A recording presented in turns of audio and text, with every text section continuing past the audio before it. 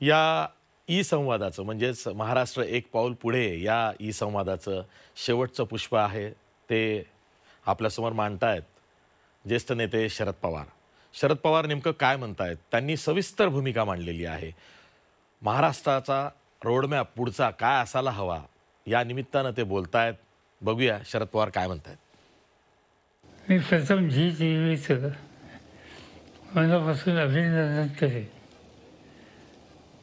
संबंध देशामध्ये आज कोरोनाच्यामुळे एक वेगळं वातावरण आहे. गेले काही महिने गावाच्या गावं शहराच्या शहरं बंद आहेत, व्यवसाय बंद आहे, व्यापार बंद आहे, कारखानदारी बंद आहे आणि अनेक या आर्थिक क्षेत्रातल्या संस्था किंवा उपक्रम हे पुन्हा एकदा आर्थिक संकटामध्ये गेलेले आहेत. हे चित्र आपल्याला बघायला मिळतं. आणि त्याचं कारण 2-2, 3-3 महिने व्यवसाय पूर्णपणानं बंद ठेवणं. हा बंद ठेवत असताना त्या व्यवसायाशी निगडीत असलेले इतर जे खर्च आहेत ते चालू राहणं हे अनेकांना झेपत नसतं आणि त्याचा दुष्परिणाम देशाच्या अर्थव्यवस्थेवर होतो आणि होणार याच्यातून माझ्या मनामध्ये काही शंका नाही. पण हे कोरोनाचं संकट जगावर आलं, आपल्याकडे सुद्धा आलं. त्याची जबरदस्त किंमत आपण दिली. संकटं येतात पण त्या संकटाला आपण सामोरं कसं जाणार याच्यावर आपल्या सगळ्यांचं कर्तृत्व हे कुठं ना कुठं अधोरेखित होतं. मला स्वतःला असं वाटतं की कोरोनाच्या नंतर काय आव्हान आहेत, काय संधी आहे आणि आपली दिशा काय असली पाहिजे या विषयाची निवड जी 24 तासनी केली. आज याची खऱ्या अर्थानं गरज आहे आणि म्हणून मी सुरुवातीला अभिनंदन केलं ते या विषयाच्या निवडीच्याबद्दल हे माझं अभिनंदन आहे. आता आव्हानं काय आहेत, संधी काय आहे? तर महाराष्ट्राच्या पुढचा सीमित विचार झाला करायचा झाला तर महाराष्ट्राची अर्थव्यवस्था ही पुन्हा सावरायची एक महत्त्वाची जबाबदारी सर्वांच्यावर आहे. राज्यकर्ते असोत त्यांच्यावर आहे, इतर क्षेत्रातले जे घटक आहेत त्या सगळ्यांच्यावर आहे. कारण त्या संकटाचं स्वरूप असं आहे की हे फक्त कोणत्याही सरकारने करावं, हे कोणत्या एखाद्या बँकेने करावं एवढा मर्यादित दृष्टिकोन ठेवून याच्यामध्ये चालणार नाही. याच्यामध्ये सगळ्यांचंच हातभार लागले पाहिजे. हा एका अर्थानं जगन्नाथाचा रथ आहे आणि तो जगन्नाथाचा रथ प्रगतीच्या दिशेनं नेण्याच्यासाठी सगळ्यांचे त्याच्यात हातभार लागण्याची आवश्यकता आहे. महाराष्ट्र म्हणल्याच्या नंतर तिची अर्थव्यवस्था, अर्थकारण याच्याशी काही सेक्टर हे अतिशय निगडीत आहेत. उदाहरणार्थ शेती, शेतीच्या वरचे कृषी उद्योग, त्यानंतरचा आपण जर विचार केला तर उद्योग, उद्योगाच्या क्षेत्रामध्ये लघु उद्योग असतील, मध्यम उद्योग असतील, मोठे उद्योग असतील. उद्योगाच्यामध्ये अलीकडे नवीन तंत्र आलं आणि ते तंत्र हे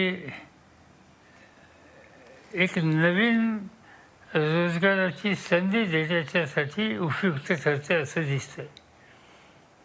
आणि तो या तंत्राच्या माध्यमातून रोजगार कुणाला मिळतो तर या रोजगाराचं स्वरूप हात काळे करून कारखान्यामध्ये काम करणाऱ्या कामगारांचं स्वरूप, कारागिरांचं स्वरूप आणि या नवीन तंत्रावर आधारित असलेल्या घटकांच्या व्यवसायाचं स्वरूप, कारागीर कामगाराचं स्वरूप हे वेगळं आहे. हे जे नंतरचं मी सांगतो आहे तो व्हाईट कॉलर जॉब आहे. आणि व्हाईट कॉलर जॉब याच्यामध्ये प्रामुख्यानं सर्व्हिस सेक्टर हा एक नवीन सेक्टर दिवसेंदिवस वाढायला लागलेला आहे. त्या सर्व्हिस सेक्टरला यशस्वी करण्याच्यासाठी आणि त्याचा पुरेपूर लाभ घेण्याच्यासाठी व्हाईट कॉलर जॉब हा देऊ शकणाऱ्याला प्रचंड संधी आहे.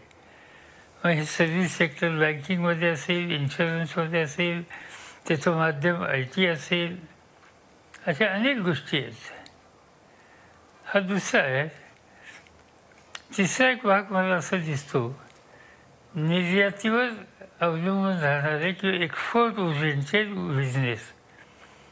मग सागरी किनारा, छोटी मोठी बंदरं, या सगळ्या गोष्टी याच्या संबंधीचा विचार आपल्याला करावा लागेल. आणि म्हणून मी संधी आणि आव्हानं कशा कशामध्ये याचा विचार करत असताना या सगळ्या सेक्टर हा माझ्यासमोर उभ्या राहतात. आता शेती आहे, ज्याचा मी सुरुवातीला उल्लेख केला. महाराष्ट्रातली शेती म्हणजे आज विदर्भात आपण गेलो तर आपल्याला त्या ठिकाणी कापूस आणि सोयाबीन दिसेल. मराठवाड्यामध्ये गेलो तिथे आपल्याला कापूस प्रामुख्यानं दिसेल, कदाचित काही प्रमाणात ऊस दिसेल, ज्वारी दिसेल, तेलबिया दिसतील. आज उत्तर महाराष्ट्रामध्ये आपण जर गेलो तर त्या ठिकाणी फळबागा दिसतील, मग त्याच्यात केळी दिसेल, किंवा खानदेशामध्ये कापूससुद्धा आपल्याला बघायला मिळेल. आणि आपण पश्चिम महाराष्ट्रात गेलो, दक्षिण महाराष्ट्रामध्ये गेलो, इव्हन मराठवाड्यामध्ये गेलो आणि अत्यंत महत्त्वाचं एक पीक ऊसाचं आणि त्याचं जुळून फळबागा हा एक मोठा शेतीच्या क्षेत्रातला वर्ग आज आपल्या सगळ्यांच्या समोर आहे. आणि म्हणून एका बाजूनं आत्ता जे मी सांगितले ती सगळी ती पिकं, ते क्षेत्र आपल्यापुढं अवलंबून आहे, आपल्यापुढं सामोरं आहे. तसंच महाराष्ट्रातल्या एकंदर पाटबंधाऱ्याच्या पाण्याची स्थिती बघितली आणि टक्केवारी बघितली तर हे राज्य भले सबंध देशामध्ये 40% आणि 60% अनेक राज्यामध्ये पाटबंधाऱ्याची सुविधा असली तर आपण काही 18 आणि 20% पुढे जाऊ शकलो नाही. याचा अर्थ मोठ्या प्रमाणात जिरायत शेती ही महाराष्ट्रातली एक महत्त्वाची भाग आहे.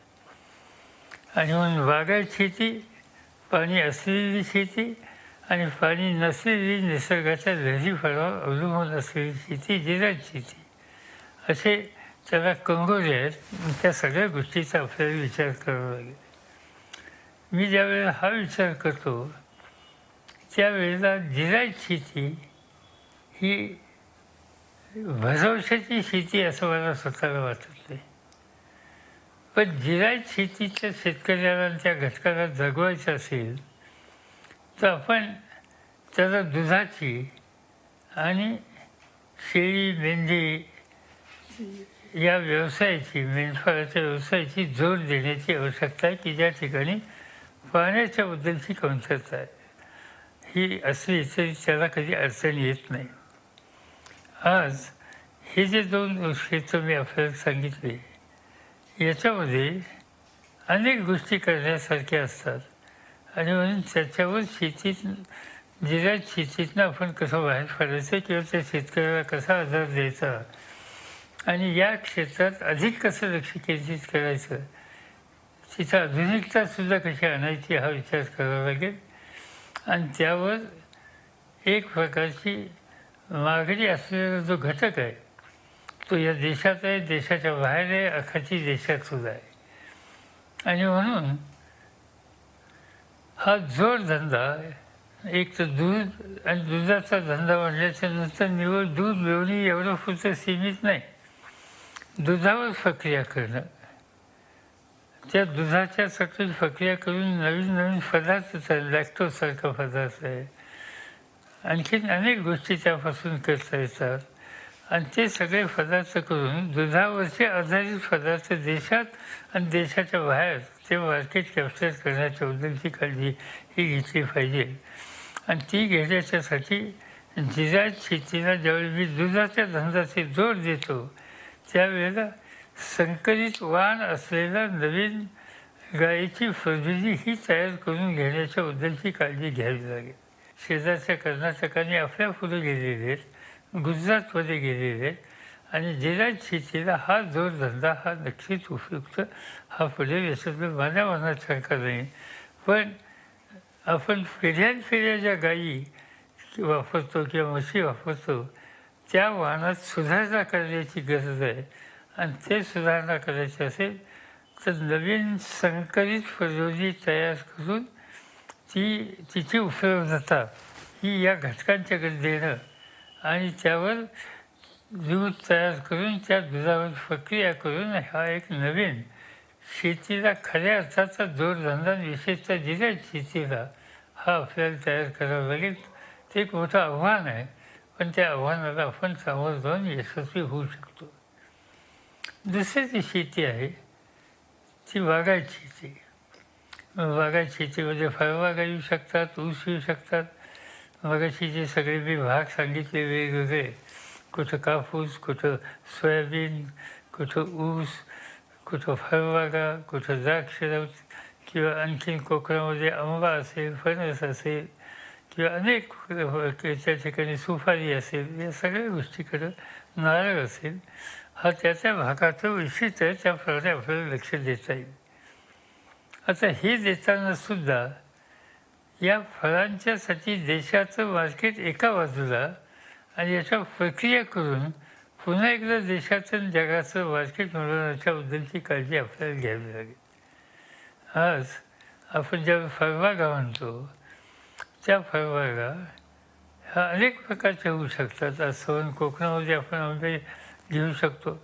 आता आंबे घेतल्याच्या नंतर आंब्याच्या हंगामामध्ये आपण जसं आंब्याचं ताजे आंबे आणि त्याला मार्केट बघतो, खातो, तसं त्या आंब्याच्या संबंधित प्रक्रिया करून त्याच्यात हवाबंद डब्याच्यामधून वर्षभर त्याचा लाभ घेता येईल अशा प्रकारची साधनं आहेत, अशा प्रकारची कारखानदारी ती त्याला आपल्याला जोडावी लागेल.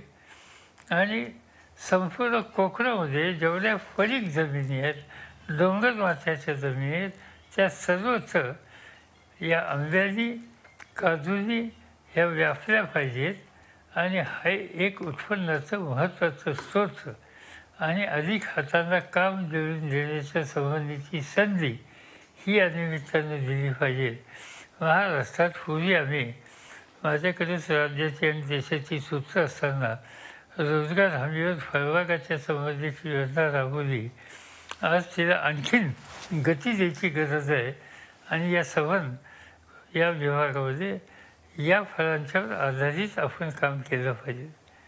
दुसरी काही फळं महाराष्ट्रात आहेत, जशी खानदेशमध्ये केळी असतील, नाशिकच्या जिल्ह्यामध्ये द्राक्ष असतील किंवा तासगावला द्राक्ष असतील, सोलापूरला द्राक्ष असतील किंवा सोलापूरला किंवा सांगलीला किंवा पुण्याला किंवा नाशिकला किंवा मराठवाड्यात लातूरला उस्मानाबादला आपल्याला डाळिंब द्राक्ष हे करून घेता येतील.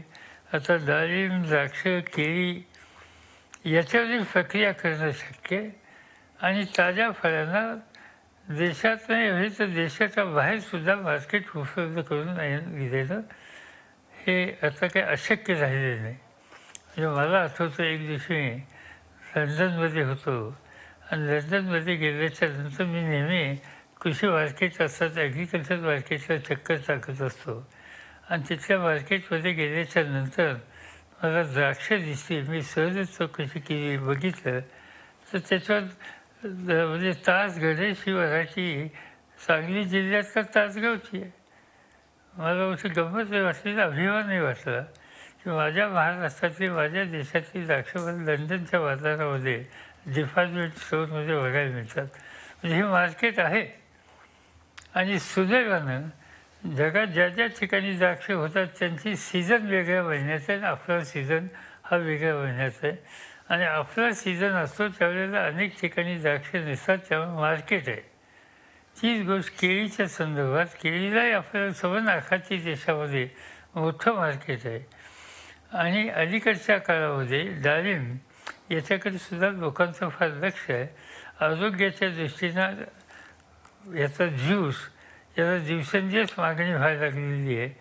आणि त्यामुळं ही वेगवेगळ्या प्रकारची फळं हे महाराष्ट्राचं वैशिष्ट्य होऊ शकतं. आणि याला मर्यादित पानावर अधिक उत्पादन करून घेण्याच्या संबंधीची संधी या हॉर्टिकल्चर सेक्टर फळांच्या मार्फत आज मला या ठिकाणी निश्चय महाराष्ट्राने त्याच्यात काम केलं आहे.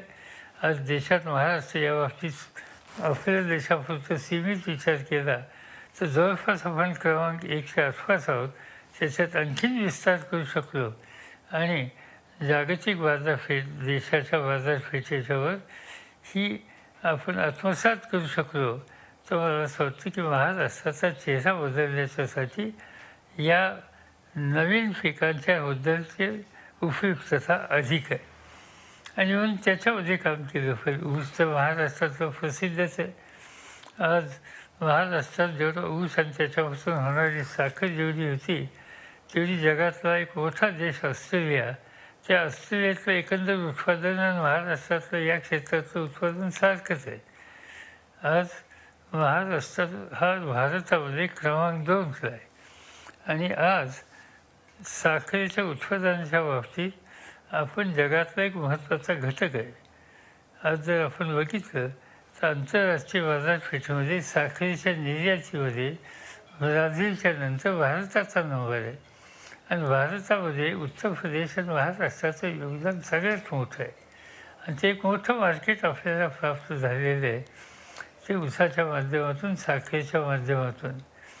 आज India seems to be second largest export of sugar in the world. आपण जगातले 2 नंबरचे झालो आणि त्यातला फार मोठा वाटा हा महाराष्ट्रात मिळतो आहे. ऑफकोर्स उत्तर प्रदेशसुद्धा मोठ्या प्रमाणात साखर आपल्यापेक्षासुद्धा अधिक तयार करतो, पण निर्यातीच्यासाठी लागणारा सागरी किनारा हा उत्तर प्रदेशमध्ये उपलब्ध नाही, तो महाराष्ट्रामध्ये उपलब्ध आहे. आणि म्हणून ज्या ज्या एरियामध्ये ऊस आणि ऊसापासून साखर आपण तयार करतो तिथून मग जवाहरलाल नेहरू फोर्ट असेल, आणखीन दिल्लीचं फोर्ट असेल, असे अनेक बंदरं सागरी किनाऱ्यावर आज आपल्या त्यासाठी उपयुक्त आहेत आणि म्हणून आपण देशाची बाजारपेठ घेऊ शकतो आणि जगाच्या बाजारपेठेतसुद्धा उतरू शकतो आणि ती एक प्रचंड संधी आज ही आपल्या सगळ्यांना मिळालेली आहे. ज्यावेळेस ऊसासारख्या पिकाचा विचार करतो त्यावेळी साखरेपुरता सीमित विचार करत नाही. आज ऊसाचे आपण 2 पद्धतीनं उपयुक्त करू शकतो. एक, ऊसापासून रस, त्या रसापासून साखर. ते साखर करताना त्या रसातला जो मळी किंवा मोलॅसिस ही बाजू झाल्याच्या नंतर त्या मोलॅसिसपासून आपण स्पिरिट किंवा इथेनॉल बनवू शकतो आणि आपण या देशामध्ये हल्ली फार मोठ्या प्रमाणावर आपण डिझेल आणि पेट्रोल आयात करतो आणि आपण बघितलं गेल्या काही दिवसामध्ये या कोरोनाच्या संकटाच्या नंतर दुसरं एक संकट द्यायचं आहे की एक दिवस असा गेला नाही गेल्या 14-15 दिवसात की रोज काही ना काहीतरी तेलाच्या किमती वाढल्या. तर आज एकेकाळी डिझेल हे पेट्रोलपेक्षा स्वस्त होतं, आता डिझेलची किंमतसुद्धा पेट्रोलच्यापेक्षा जास्त लागली आणि हे सवन पेट्रोल आणि डिझेल आपल्याला आयात करावं लागतं आणि त्यामुळं आपल्यावर परकीय चलनाचा प्रचंड बोजा पडतो आणि त्याला कुठे आवर घालायचं असेल तर मोलॅसिसपासून इथेनॉल तयार करणं आणि इथेनॉल हे या ऑइलमध्ये किंवा पेट्रोलियम प्रॉडक्टमध्ये मिक्स करणं आणि ते जेवढा त्याचा आपण वापर वाढवू तेवढा आपली परदेशातली आयात तेलाची ही कमी होईल आणि देशाचं परकीय चलन वाचेल आणि साखरेपासून, ऊसापासून साखर काढत असताना मोलॅसिस आणि मोलॅसिसपासून बाय प्रॉडक्ट म्हणून इथेनॉल, तो इथेनॉलसुद्धा कदाचित मेन प्रॉडक्ट होईल. आणखीन काही लोकांचं म्हणणं असं आहे की साखर करूच नका, डायरेक्ट ऊसाच्या ज्यूसपासून इथेनॉल करा.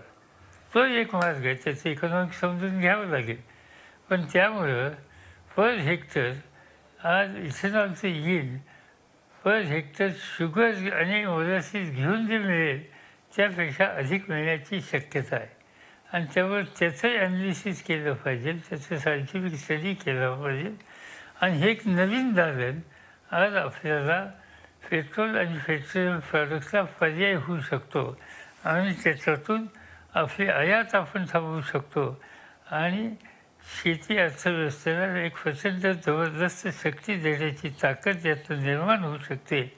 हा एक या संदर्भातला एक नवीन उपक्रम मोठ्या प्रमाणात आपल्याला घेता येईल. आणि म्हणून जसं शेतीमध्ये मी फळं आणि या सगळ्या गोष्टी बोललो, तसं कृषी उद्योगाच्या क्षेत्रामध्ये शुगरकेन ऊसाच्या माध्यमातून ही एक नवीन संधी ही उपलब्ध होण्याची शक्यता मला स्वच्छ दिसते. अनेकांनी त्या संदर्भातलं काम हे सुरू केलेलं आहे. भारत आणि महाराष्ट्र पर्टिक्युलरली याचं एक वैशिष्ट्य आहे की फार मोठा सागरी किनारा आपला आहे. आणि त्याशिवाय सगळ्या देशात जास्त धरणं आपल्याकडे आहेत. पाणी कमी आहे, पण थेंब न थेंब अडवण्याच्या संबंधीची भूमिका या राज्याच्या राज्यकर्त्यांनी सतत ठेवली आहे. त्याच्यामुळे अनेक धरणं आपल्याकडे आहेत. धरणांची संख्या अधिक आहे. आणि त्याशिवाय सागरी किनारा आहे. आणि म्हणून सागरी किनाऱ्याचा उपयोग करणं आणि हे पाण्याच्या साठीचा उपयोग करणं हे जसं उद्योग, शेती, पिण्याचं पाणी या गोष्टीच्यासाठी ते पाणी आपण वापरू शकतो, तसं या पाण्याच्या माध्यमातून आपण मत्स्य व्यवसाय वाढवू शकतो. आज मत्स्य व्यवसायामध्ये आपण जर बघितलं तर अगदी आपण कलकत्त्यापासून वेस्ट बेंगॉलपासून सुरुवात केली. वेस्ट बेंगॉल त्याच्याखाली आपण ओरिसात आलो, आपण खाली तेलंगणाच्या वर म्हणजे आंध्रामध्ये गेलो, आंध्रातून कर्नाटकात गेलो, कर्नाटकातून केरळला गेलो, केरळवरनं आपण कर्नाटकात परत आलो, तिथून गोव्याला गेलो, गोव्यावरनं महाराष्ट्राच्या सागरी किनाऱ्यावर आलो आणि महाराष्ट्रातनं कच्छच्या वरनं पुढं आपण तुमच्या गुजरातच्या सागरी किनाऱ्यावर गेलो. तर चौबाजूने आपल्याकडे सागराचा वेढा आहे.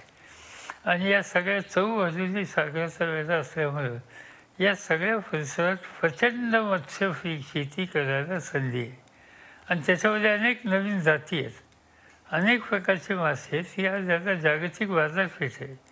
आज जर तुम्ही तुमच्या नाशिकला रत्नागिरीला गेलात तर रत्नागिरीला काही सहकाऱ्यांनी हा सवन मत्स्य व्यवसाय मोठ्या प्रमाणावर गतिमान केला. आणि खाण्याच्यासाठी उपयुक्त असलेले मासे हे देशात आणि देशाच्या बाहेर पाठवण्याच्या संबंधीचं काम करताना ज्या माशाची उपयुक्तता खाण्याच्यासाठी नाही अशांच्यावर प्रक्रिया करून त्यापासून नवीन पदार्थ तयार करून ती जगाच्या बाजारपेठेमध्ये पाठवण्याच्यासाठी यश मिळवलेले अनेक आपल्यातले कर्तृत्ववान लोक आहेत. आणि याशिवाय सागराला लागून आपण जसं मत्स्य व्यवसाय म्हणतो, त्या मत्स्याच्या माशांच्या बरोबर लॉबस्टर, प्रॉन हे खाडीचं पाणी परतीचं हे थांबवून त्याच्यापासून त्याचे टँक्स करून त्या टँक्समध्ये हे पीक घेणं हा एक प्रकार आज मालवण किंवा त्या परिसरामध्ये आपल्याला बघायला मिळतो. आणि म्हणून मत्स्यशेती याचा अर्थ निव्वळ मासे नदीतले आणि समुद्रातले किंवा धरणातले एवढं नव्हे, तर तो तर आहेच, पण हा एक वेगळा मार्ग दालन आज खुला झाला आहे. आणि मला असं वाटतं की देशाची बाजारपेठ आणि देशाची भुकेची समस्या सोडवण्यासाठी एक नवीन साधन आणि त्याबरोबर प्रक्रिया करून आपण त्यालासुद्धा जागतिक बाजारपेठ मिळवण्याच्या संबंधीचं काम करू शकतो. आणि हा एक फार मोठा शेतीला जोडधंदा या मत्स्य क्षेत्रामध्ये आपल्याला घेता येईल. आणि म्हणून त्याचा विचार त्याची अंमलबजावणी काही ठिकाणी होते, पण आणखीन झाली पाहिजे. यानंतर मी विचार करतो तो उद्योगधंद्याचा. आता कोरोनाच्यामुळे अनेक उद्योगधंदे संकटात आले, अनेक ठिकाणी कामगार हे या ठिकाणून गेले आणि त्यामुळं अनेक ठिकाणी कामगारांची उपलब्धता हा एक प्रश्न निर्माण झाला आहे. माझं स्वच्छ मत असं आहे की आपल्या राज्यामध्ये एम्प्लॉयमेंट एक्सचेंज केंद्र ही ठिकठिकाणी आहेत, प्रत्येक जिल्ह्यात आहेत. आणि ज्यांना नोकरी नाही अशा अनेक तरुणांनी आपली नावं त्या ठिकाणी नोंदवली. माझ्या माहितीप्रमाणे काही लाख नावं आज एम्प्लॉयमेंट एक्सचेंजच्या यादीमध्ये वेटिंगला आहेत. एका बाजूनं महाराष्ट्रात काम करणारा कारागीर कामगार या कोरोनाच्या नंतर महाराष्ट्र सोडून आपापल्या राज्यात गेला आणि त्याच्यामुळे आज या संबंधीची कमतरता महाराष्ट्रात दिसायला लागली. आज एम्प्लॉयमेंट डिक्शनरी यांची नावं नोंदवली जे बेरोजगार आहेत या सगळ्यांची फौज ही या सगळ्या इंडस्ट्रीच्यासाठी उपलब्ध करून दिली पाहिजे आणि त्यांची काम करण्याची तयारी असेल तर त्यांची बेकारी घालवण्याच्या संबंधीची एक अत्यंत उत्तम संधी आज प्राप्त झालेली आहे म्हणून त्याचा उपयोग त्या ठिकाणी केला पाहिजे. व ते अनेक प्रकारचे उद्योगधंदे आज महाराष्ट्रामध्ये एकेकाळी मुंबई हे टेक्स्टाईल किंवा आणखीन काही उद्योगाचं केंद्र होतं. आता ती स्थिती राहिलेली नाही. आता महाराष्ट्रातले उद्योग हे विकेंद्रित स्वरूपात गेले. तिथं तयार होणारं कापड मुंबईतलं एकेकाळचं गिरण गावातलं आता त्या गिरण गावात एकही काही कापडाची गिरणी नाही. आज कापड तयार करायचं असेल तर तुम्हाला भिवंडीला जावं लागतं, मालेगावला जायला लागतं, इचलकरंजीला जायला लागतं, विट्याला जायला लागतं किंवा नागपूरच्या जवळ जायला मिळतं. असे अनेक ठिकाणं आहेत आणि म्हणून त्या ठिकाणी आणखीन आपण आता आधुनिकता कशी आणू शकू आणि अधिक हातानं कसं काम देऊ शकू हा त्या सेक्टरचा विचार केला पाहिजे. आणि त्याशिवाय नवीन कारखानदारी आज जगाला अनेक गोष्टीची गरज आहे आणि त्या गरजेची पूर्तता करण्याच्या संबंधीची ताकद आणि त्याला आवश्यक असणारे मोठे उद्योग आज महाराष्ट्रामध्ये या ठिकाणी या सगळ्या शहरांच्यामध्ये आज उभे करण्याच्याबद्दलची एक संधी आलेली आहे. आणि म्हणून केंद्र सरकारने फायनान्शियल सेक्टरने अशा कामात पुढे येणाऱ्या लोकांना अधिक प्रोत्साहित करण्याच्या संबंधीची भूमिका घेतली तर एकेकाळी जी उद्योगनगरी होती ती उद्योगनगरी दिवसेंदिवस कमी व्हायला लागली किंवा वेगवेगळ्या ठिकाणी जायला लागली. पुन्हा एकदा हे सगळे उद्योग हे कसे भरवतात पुन्हा उभे करून आधुनिकतेचा वापर करून आपल्याला आणता येईल. आता या उद्योगामध्ये आणखीन एक सेक्टर मी आपल्याला सांगतो, ॲटोमोबाईल सेक्टर.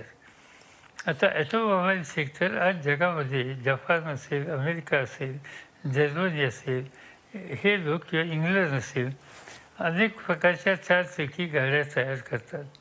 भारत ही फार मोठी बाजारपेठ आहे.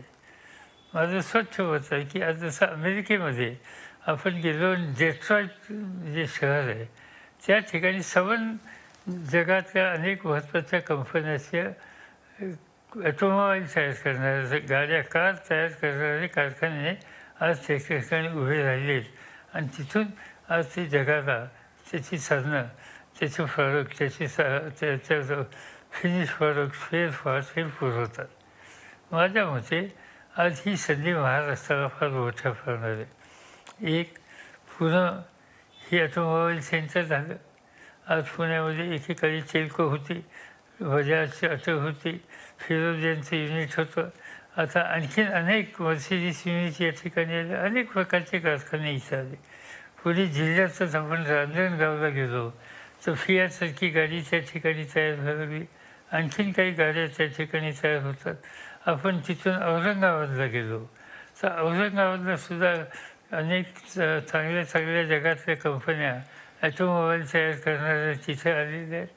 आता या सगळ्या नाशिकला आपण गेलो तर तिथं महिंद्राच्या सारख्या एखाद्या उत्तम कंपनीनं आपली वाहनं तयार करण्याच्या संबंधीचा कारखाना केलेला आहे.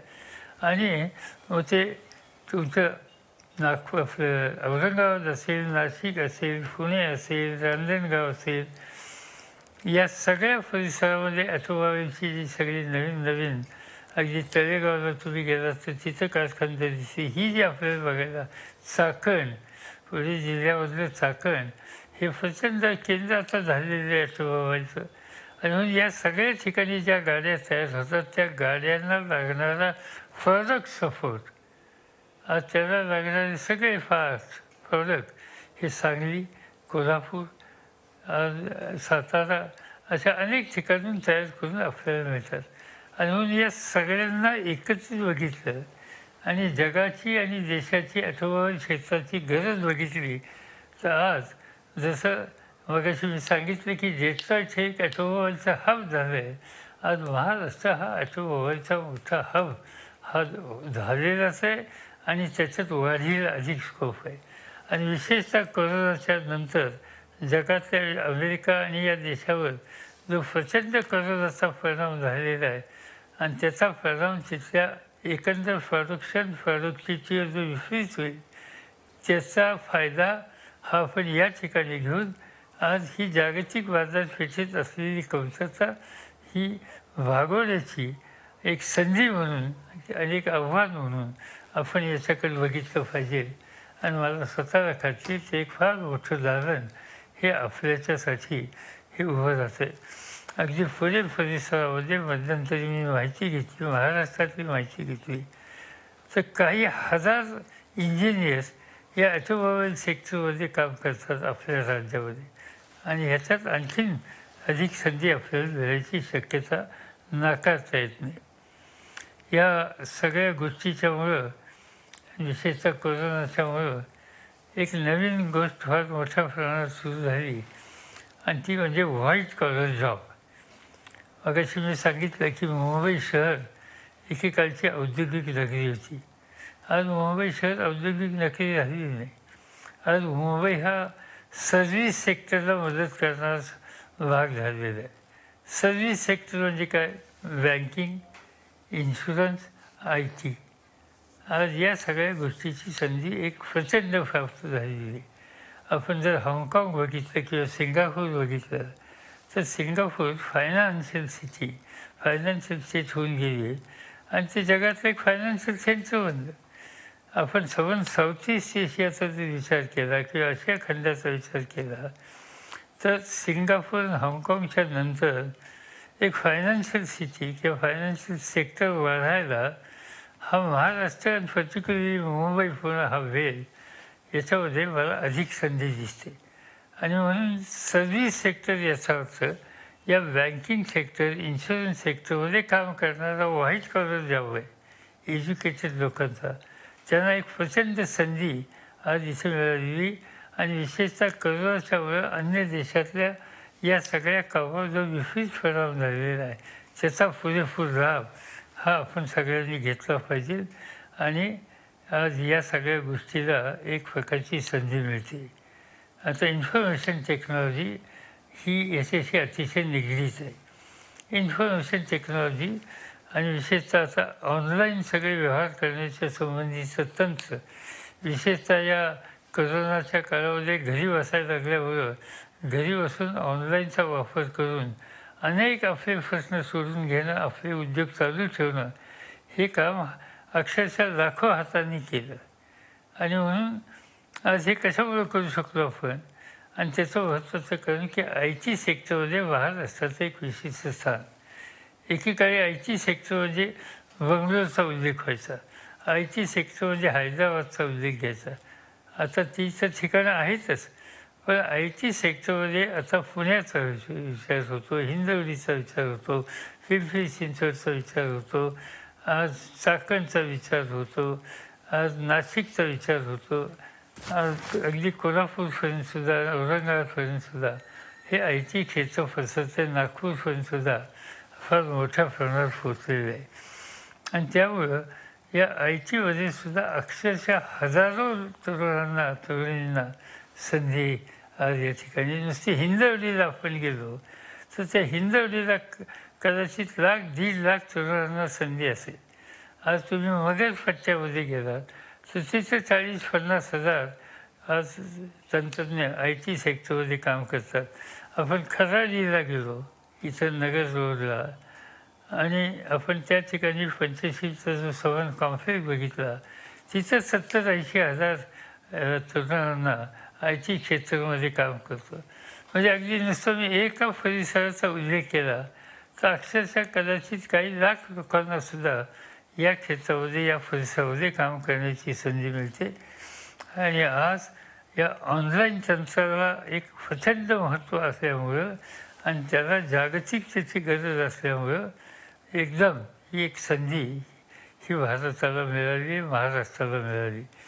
अलीकडचा आपला आणि चीनच्यामध्ये जो तणावाचं वातावरण तयार होत आहे, या तणावाच्या वातावरणामुळं आपल्याच नव्हे पण जगातल्या अनेक देशामध्ये थोडंसं चीनपासून बाजूला राहण्याचा एक विचार लोकांच्या मनात यायला लागला आहे. आणि कमी किमतीमध्ये चीन जो निर्यात करतो त्या चिनी मालाच्या संबंधी काही वेगळा विचार घ्यावा का, असं स्वाभिमानी नागरिकांच्या मनात विचार यायला लागला आहे. आणि हा विचार जसा जसा वाढेल तसा आय टी आणि या ऑनलाईन सेक्टरच्या माध्यमातून अधिक संधी ही आपल्याकडे सुद्धा उपलब्ध झाल्याशिवाय राहणार नाही, याच्याबद्दल माझ्या मनामध्ये कुठल्याही प्रकारची शंका नाही आहे. आणि म्हणून आज या आय टी सेक्टरच्या संबंधीचा सगळ्यात महत्त्वाचा कच्चा माल काय, याचं रॉ मटेरियल एज्युकेटेड यूथ, सुविद्य तरुण तरुणी हे रॉ मटेरियल आहे. आणि महाराष्ट्रात मग ते पुणे असेल, मुंबई असेल, नाशिक असेल, कोल्हापूर असेल, नागपूर असेल, औरंगाबाद असेल, असे अनेक गावं आहेत की ती आज शिक्षणाची हब झाली. आणि संबंध देशाच्या कानाकोपऱ्यात नव्हे तर भारताच्या बाहेरचे सुद्धा विद्यार्थी या ठिकाणी येतात. आणि म्हणून हा शैक्षणिक हब हा सुद्धा हा एज्युकेशन सेक्टर हा एक नवीन सेक्टर आज या ठिकाणी डेव्हलप झाला आहे आणि आणखीन होतो आहे. आणि त्याच्यातून तयार होणारा जो प्रॉडक्ट आहे हा शिक्षित विद्यार्थी हा या सवन आय टी असा महत्त्वाचा रॉ मटेरियल आहे असं म्हटलं तर त्यामध्ये अतिशयोक्ती होणार नाही. आणि म्हणून ऑनलाईन काय, झूम काय, या सगळ्या गोष्टी विशेषतः या कोरोनाच्या नंतर आपण अधिक बोलायला लागलो.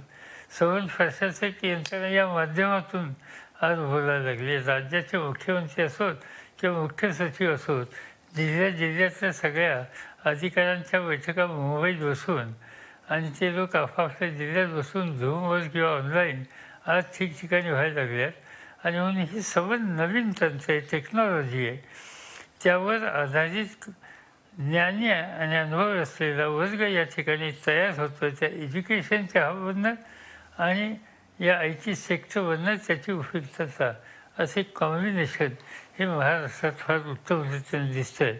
आणि त्याचा पुरेपूर फायदा तर आपण घेतो, आणखीन घ्यायची संधी प्रचंड आहे, याच्याबद्दल माझ्या मनामध्ये कुठल्याही प्रकारची शंका नाही.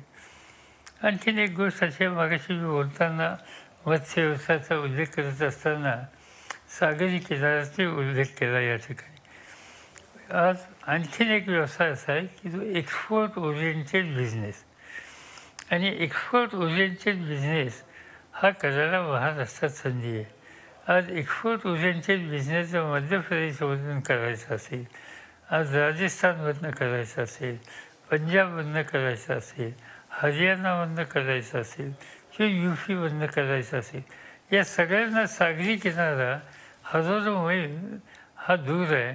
आणि त्याची ट्रान्सपोर्ट कॉस्ट ही त्याच्या एकंदर किमतीवर वायुविजेवर एक प्रकारची अडचण निर्माण करणार आहे. पण महाराष्ट्र मात्र हा जवळपास 1100 किलोमीटरचा सागरी किनारा आणि त्याच्यामध्ये आज आपण JNPT जवाहरलाल नेहरू पोर्टसारखं बंदर बघितलं, दिघीचं बंदर बघितलं, असे अनेक बंदर आहेत. आणि त्या बंदरामध्ये आज आपल्याला डेव्हलप करायला स्कोप आहे. आपण ते बंदर जी सरकारने डेव्हलप केली ती आहेत. आणि त्याबरोबरच आपण या बंदरांच्यावर, या बंदर सेक्टरवर प्रायव्हेट इन्व्हेस्टमेंटसुद्धा ही देण्याच्या संबंधीची भूमिका घेतली पाहिजे. ती घेतली. काही ठिकाणी जिंदाल आणि काही कंपन्यांनी आपापले त्या ठिकाणी बेस उभे केले. आणि आपण हे संबंध सागरी किनाऱ्याचा वापर उपयुक्तता करून घ्यायचे ठरवलं. त्यासाठी लागणारं इन्फ्रास्ट्रक्चर त्या ठिकाणी केलं तर निर्यात ओरिएंटेड जे आयटम्स असतील ते आजूबाजूच्या परिसरामध्ये निर्मिती त्याची तयार करून या सागरी किनाऱ्याच्या बंदरांच्या फॅसिलिटीचा उपयोग करून आज जगाची बाजारपेठ ही आपण घेण्याच्या उद्देशाची खात्री करू शकतो. हे मगाशी मी सांगितल्याप्रमाणे यू पीला शक्य नाही, हे मध्य प्रदेशला सोपं नाही, राजस्थानला सोपं नाही, पंजाब हरियाणाला सोपं नाही.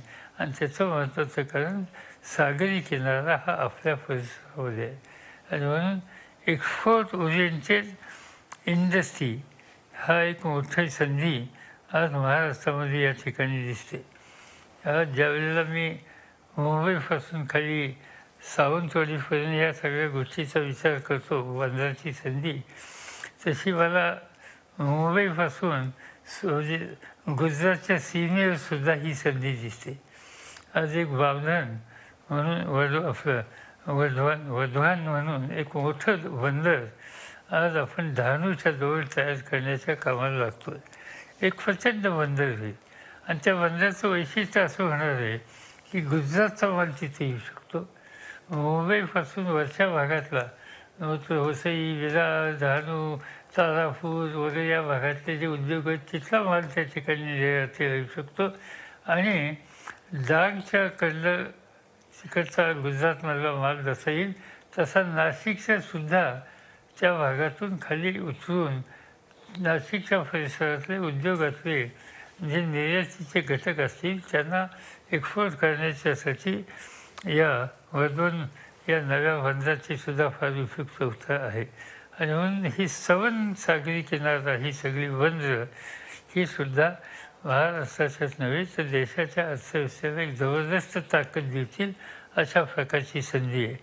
आणि विशेषतः या कोरोनाच्या नंतर ही सगळी संधी अधिक प्रकाशमय झालेली आहे आणि म्हणून याचा पुरेपूर आपण फायदा घेतला पाहिजे. ही संधी आहे, ही आव्हान आहे आणि या दृष्टीनं आपली एकंदर नियोजनाची दिशा आपण ठेवली तर माझी खात्री आहे की महाराष्ट्र हा देशातला उद्योग आणि बाकीच्या क्षेत्रातलं महत्त्वाचं राज्य होतंच आहेच, पण त्याबरोबर ते आणखीन अधिक गतीनं वेगानं पुढे गेल्याशिवाय राहणार नाही.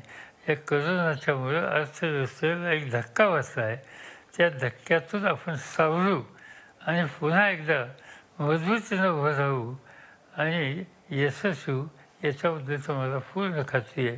त्याचा पुरेपूर लाभ घ्यायचा हेच आता आव्हान आपल्या सगळ्यांच्यावर आहे आणि मला विश्वास महाराष्ट्रातल्या नव्या पिढीच्यावर आहे. ती कर्तृत्वान आहे. याच्यातून काहीतरी एक वेगळं कर्तृत्व दाखवून एक नवीन इतिहास निर्माण करायला ती यशस्वी होतील याची मला पूर्ण खात्री आहे. धन्यवाद पवार साहेब. हे होते शरद पवार, महाराष्ट्राचे ज्येष्ठ नेते. त्यांनी सविस्तर अशी महाराष्ट्राबाबतची त्यांची भूमिका ही मांडलेली आहे. करोनानंतरचा महाराष्ट्र हा प्रगतीपथावरती पुन्हा पुढे जाणारा महाराष्ट्र हवा आहे.